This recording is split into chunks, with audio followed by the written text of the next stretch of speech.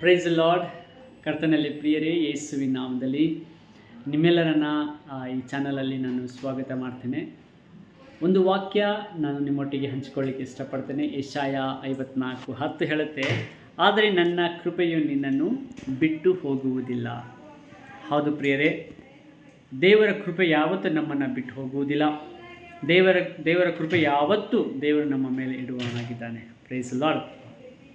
ಒಂದೊಂದು ಸಾರಿ ನಾವು ತಪ್ಪು ಮಾಡುವಾಗ ದೇವರು ಹೇಳ್ತಾನೆ, ಕ್ಷಣ ಮಾತ್ರ ನಿನ್ನನ್ನು ಬಿಟ್ಟಿದ್ದೇನೋ, ಮಹಾಕೃಪೆಯಿಂದ, ಶಾಶ್ವತ ಕೃಪೆಯಿಂದ ನಿನ್ನನ್ನು ಸೇರಿಸಿಕೊಳ್ಳುವೆನು.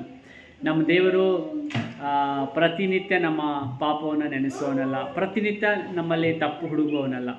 ನಾವು ಕ್ಷಮಾಪಣೆ ಬೇಡುವಾಗ ಕ್ಷಮಿಸಿ ಅದನ್ನು ಮರೆತು ಬಿಡ್ತಾನೆ. Praise Lord. ಅದಕ್ಕೆ ಆತನ ವಾಕ್ಯ ಹೇಳುತ್ತೆ, ಆದರೆ ನನ್ನ ಕೃಪೆ ನಿನ್ನನ್ನು ಬಿಟ್ಟು ಹೋಗುವುದಿಲ್ಲ. ದೇವರ ಕೃಪೆ ನಿಮ್ಮ ಮೇಲಿದೆ. ನಾವು ದೇವರ ಕೃಪೆಯ ಕೆಳಗಡೆ ಇದ್ದೀವಿ. ದೇವರು ನಮ್ಮನ್ನು ಆಶೀರ್ವಾದ ಮಾಡ್ತಾ ಇದ್ದಾರೆ. ನಮ್ಮನ್ನು ಆತನು ಯಾವತ್ತೂ ಕೂಡ ಕೈ ಬಿಡೋದಿಲ್ಲ. ಅದಕ್ಕೆ ನಾವು ಭಯಪಡುವಂಥ ಅವಶ್ಯಕತೆ ಇಲ್ಲ. We are under the grace. ದೇವರ ಕೃಪೆ ನಮ್ಮನ್ನು ಮುಚ್ಚಿಕೊಂಡು ನಮ್ಮನ್ನು ಕಾಪಾಡ್ತದೆ. ನಾವು ಎಲ್ಲೇ ಹೋದರೂ ಕೂಡ ಎಲ್ಲ ಅಪಾಯಗಳಿಂದ, ದುರ್ಘಟನೆಗಳಿಂದ ನಮ್ಮನ್ನು ತಪ್ಪಿಸಿ ಕಾಪಾಡ್ತಾರೆ ದೇವರು.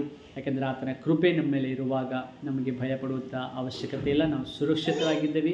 ದೇವರ ಕೃಪೆ ಯಾವಾಗಲೂ ನಮ್ಮೊಟ್ಟಿಗಿರುವುದರಿಂದ ನಾವು ದೇವರಲ್ಲಿ ವಿ ಆರ್ ಸೇಫ್.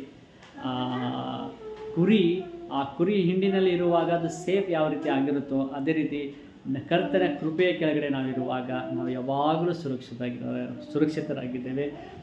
ನೀವು ದೇವರ ಕೃಪೆಯಲ್ಲಿ ಸುರಕ್ಷಿತರಾಗಿದ್ದೀರಾ. ಧೈರ್ಯವಾಗಿರಿ, ಸಂತೋಷವಾಗಿರಿ. God bless you.